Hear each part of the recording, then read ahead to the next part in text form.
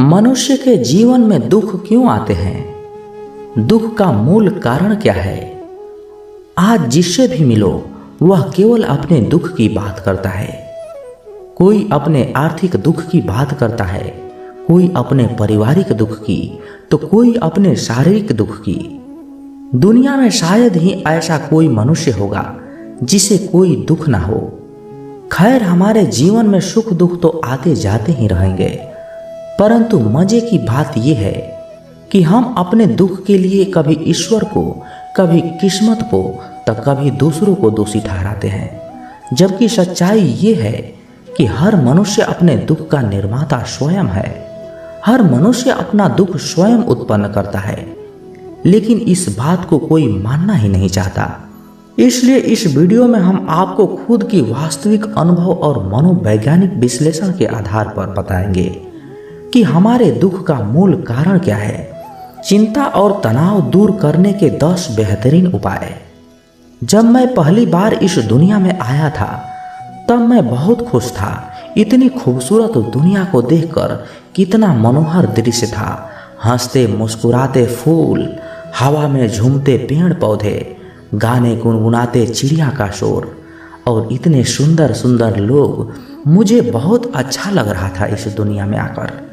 मैंने मन ही मन ईश्वर की शुक्रिया अदा किया इतनी खूबसूरत दुनिया बनाने के लिए। परंतु धीरे धीरे जब मैं कुछ बड़ा हुआ और थोड़ी समझ हुई तो मैंने ये नोटिस किया कि पता नहीं क्यों मनुष्य अपने जीवन में खुश नहीं है। मैंने देखा कुछ लोग चिंता में डूबे हुए थे, कुछ लोग गम के मारे लग रहे थे, कुछ लोग धूप में आंसू बहाते हुए दिखाई दिए। मैंने कुछ लोगों को ये भी कहते हुए सुना कि दुनिया में केवल दुख ही दुख है। कुछ लोग तो ईश्वर को ही कोस रहे थे कि ईश्वर ने उनकी जिंदगी तो दुखों से ही भर दिया है। उनकी बातें सुनकर मुझे बड़ा आश्चर्य हुआ। मैंने सोचा कि ईश्वर भला ऐसे कैसे कर सकता है। मैंने तो सुना था कि ईश्वर मंगल करता, दुख हरता, कृपा निधान, उद्धार करता और दया के सागर हैं। फिर इतना सुंदर मनुष्य बनाकर उन्हें इतना पीड़ा, इतना दुख कैसे दे सकता है? ये तो कोई दया की बात नहीं हुई। मैंने तो सुना था कि ईश्वर तो बड़े महान और महाज्ञानी हैं। फिर इतना सुंदर संसार बनाकर उसे दुखों से भर देना, ये तो कोई बुद्धिमानी की बात नहीं हुई। लोगों का दुख देखकर मैं हमेशा यही बातें सोचा करता था। तभी अचानक एक दिन मेरे सपने में ईश्वर मुझे मिल गए। मैंने ईश्वर से शिकायत की, उनसे पूछा कि आपने इतनी सुंदर दुनिया बनाई है, मनुष्य को इतना शानदार जीवन दिया है, फिर आप इन बेचारे मनुष्य को इतना दुख क्यों दे रहे हैं? जिंदगी में हमेशा खुश रहने के 10 आसान और चमत्कारी उपाय। ईश्वर चौंकते हुए बोले, किसने कहा मनुष्य को मैं दुख देता हूँ? ये बात सरासर झूठ है। किसने कहा? संसार के सब लोग तो आपको ही दोष दे रहे हैं। मैंने भी अपनी बात पर जोर देते हुए कहा। ईश्वर ने मुस्कुराते हुए कहा, तुम अभी बच्चे हो, तुमने अभी इन मनुष्यों को ठीक से समझा ही नहीं। अपनी हर गलती के लिए दूसरों को जिम्मेदार ठहराते हैं। जाओ अभी संसार से कुछ सीखो, जीवन को गहराइयों से समझो। धीरे धीरे तुम्हें सब कुछ समझ में आ जाएगा। तभी से मैंने दुनिया से सीखना शुरू कर दिया, जीवन को समझना शुरू कर दिया, क्योंकि लोगों का दुख देखकर मुझे भी दुख बहुत होता था। इसलिए मुझे किसी भी हाल में इस प्रश्न का उत्तर ढूंढना ही ढूंढना था कि मनुष्य के जीवन में इतना दुख क्यों है? आखिर मनुष्य इतना दुखी क्यों है? मैंने इस प्रश्न का उत्तर ढूंढने के लिए अपने दुखों को भी गहराई से विश्लेषण किया। अपने आसपास के दूसरे मनुष्य के दुखों पर भी काफ़ी रिसर्च किया और आज मैं जीवन को काफ़ी हद तक समझ गया हूँ। तो मुझे अपने प्रश्नों का उत्तर भी मिल गया है। अब मैं जान गया हूँ कि जीवन में दुख नाम का कोई भी चीज़ नहीं है। जीवन तो बहुत ही शानदार घटना है। दुख तो मनुष्य अपने लिए स्वयं पैदा करता है। आइए सकारात्मक सोच विकसित करने की कला सीखे।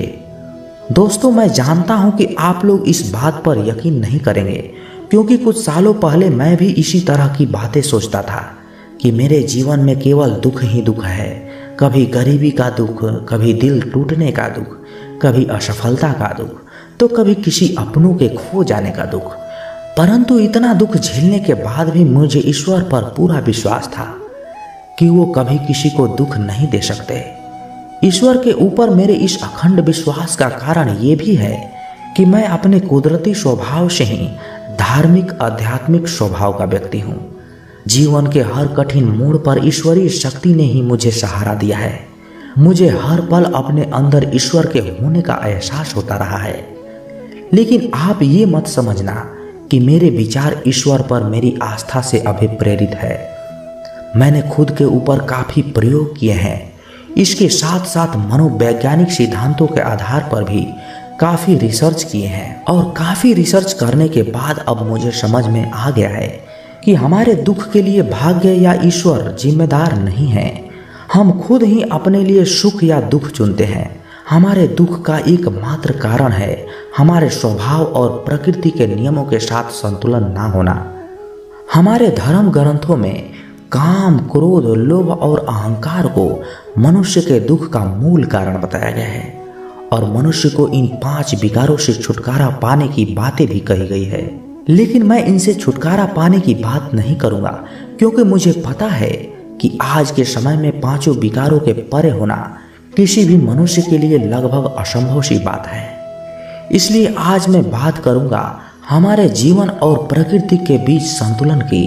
परंतु सबसे पहले हमें यह सोचना होगा कि काम, क्रोध, लोभ और अहंकार हमारे दुख का निर्माण में किस प्रकार की भूमिका निभाते हैं। संसार में अच्छे लोगों को हमेशा दुख क्यों मिलता है? श्रीमद् भगवत गीता में भगवान श्री कृष्ण कहते हैं कि ये संपूर्ण जगत प्रकृति के अधीन है और इस जगत के सभी प्राणियों को प्रकृति के नियम के अनुसार ही चलना पड़ता है। लेकिन हम इस पृथ्वी के सबसे बुद्धिमान प्राणी मनुष्य इतने मूर्ख हैं कि हम प्रकृति के विपरीत चलना चाहते हैं। हम जानते हैं परिवर्तन संसार का नियम है। कभी दिन, कभी रात, कभी सर्दी, कभी गर्मी, कभी धूप, कभी छांव, कभी दुख, कभी सुख, सब सृष्टि के जीवन चक्र का एक हिस्सा है।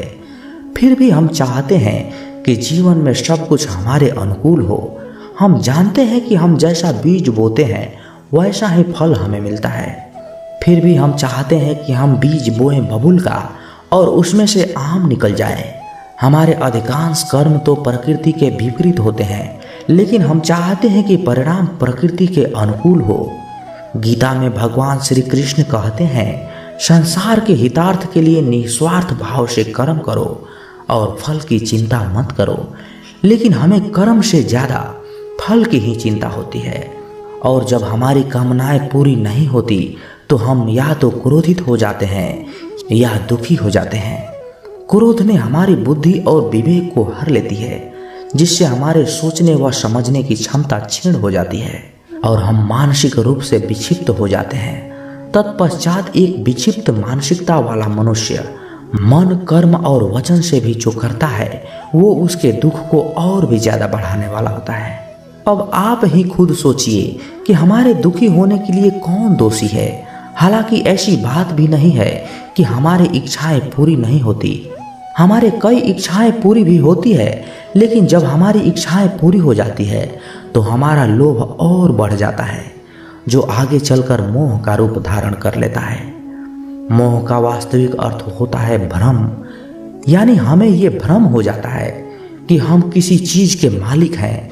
मोह बस हम संसार के भौतिक चीजों से अपना अस्तित्व जोड़ लेते हैं, जबकि गीता में यह भी कहा गया है कि परिवर्तन संसार का नियम है। जो आज तुम्हारा है वो कल किसी और का होगा और परसों किसी और का हो जाएगा।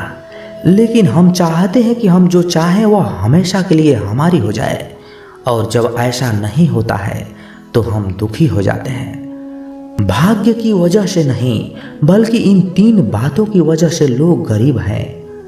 भ्रम से याद आया कि हमारा सबसे बड़ा भ्रम तो हमारा अहंकार है, जो आजकल हमारे दुखों का सबसे बड़ा कारण बन गया है।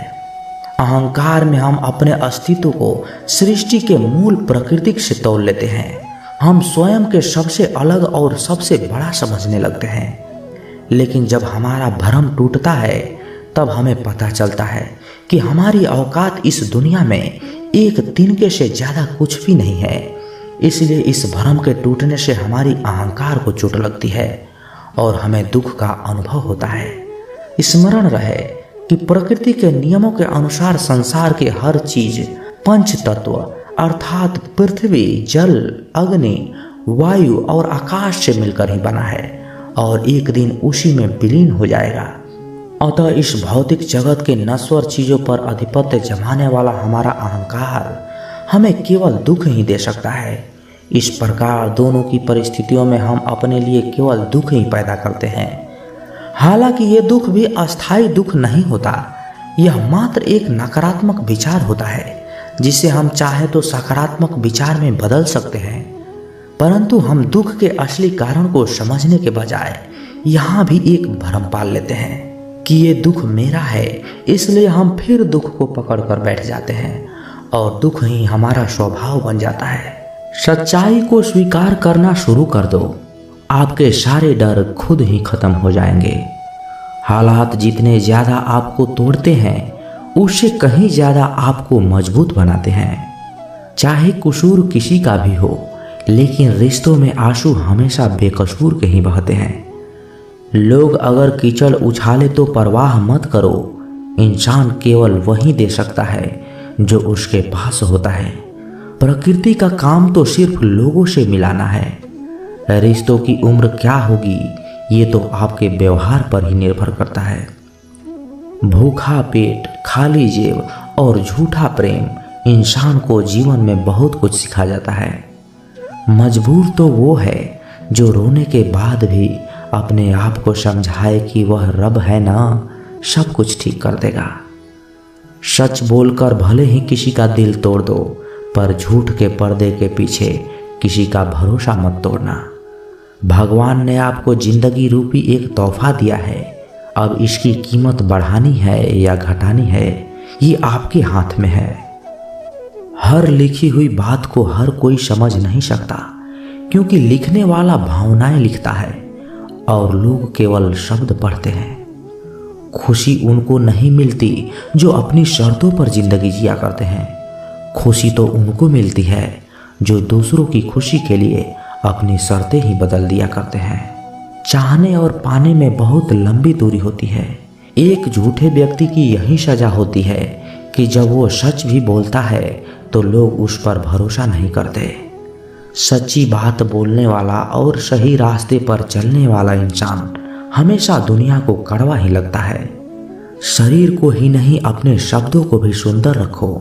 लोग आपकी शक्ल चाहे भूल जाएं, लेकिन आपके शब्दों को कभी नहीं भूलते। धोखे की खासियत होती है उसे देने वाला अक्सर कोई खास ही होता है।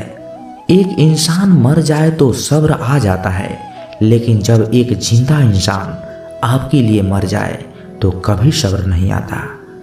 जिस प्रकार तूफान से ठोस चट्टान नहीं हिलती, उसी प्रकार बुद्धिमान लोग प्रशंसा या निंदा से प्रभावित नहीं होते।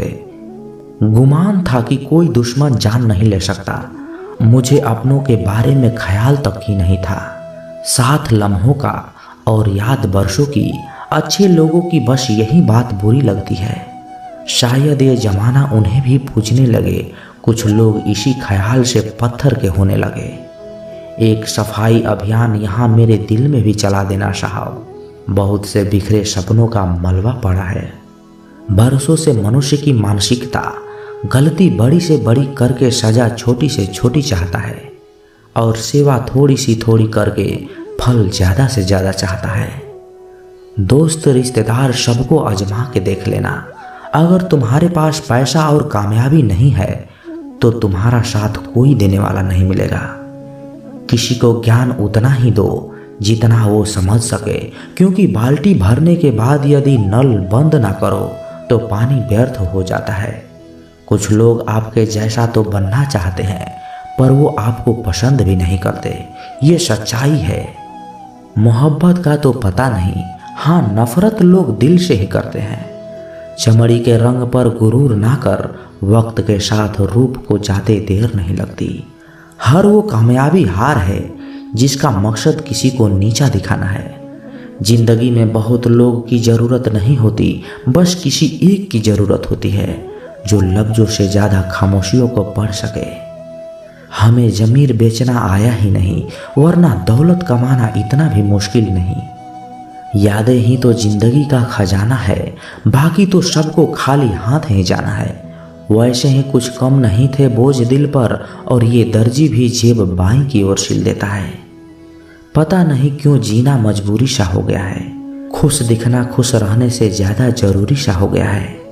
इस प्रकार जिए कि आपको कल मर जाना है, सीखे इस प्रकार जैसे आपको सदा जीवित रहना है।